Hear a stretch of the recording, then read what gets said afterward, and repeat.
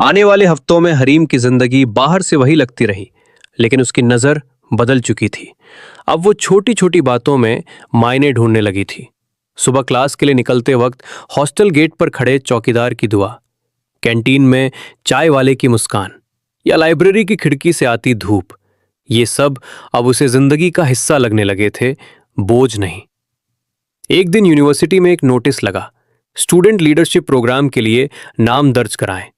Hareem notice board के सामने खड़ी हुई, उसे पढ़ा और आगे बढ़ गई। कुछ कदम चलने के बाद वो रुक गई। दिल में एक हल्की सी आवाज उभरी, क्या मैं खुद को आजमाना नहीं चाहती? उसी पल वो पलटी और अपना नाम लिख दिया।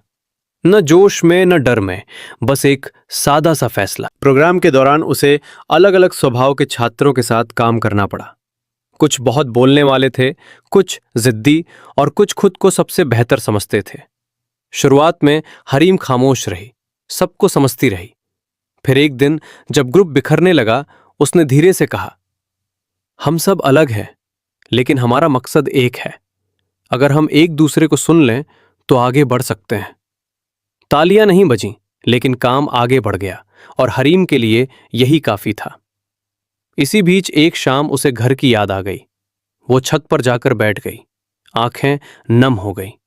लेकिन इस बार वो एहसास उसे कमजोर नहीं लगा। उसने खुद से कहा, याद आना कमजोरी नहीं, इंसान होने की निशानी है। उसने आंसू पोंछे और गहरी सांस ली। कुछ दिनों बाद उसकी एक प्रेजेंटेशन की सराहना की गई। एक टीचर ने बस इतना कहा, तुम में ठहराव है और यही असली ताकत है। हरीम ने यह बात अपनी डायरी में लिख ली। रात को बिस्तर पर लेटते हुए उसे एहसास हुआ कि अब वो खुद से भाग नहीं रही थी, न खामोशी से, न सवालों से, न भविष्य के डर से।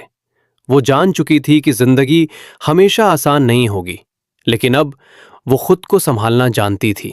और शायद यही बदलाव की असली पहचान थी, जब इंसान बिना चीखे मजबूत हो जाए, दुनिया को साबित करने के बजाय खुद पर यकीन कर ले। हरीम का सफर अभी खत्म नहीं हुआ था, लेकिन अब वो इस सफर से डरने वाली नहीं थी। अगला हिस्सा देखने के लिए चैनल को सब्सक्राइब करें।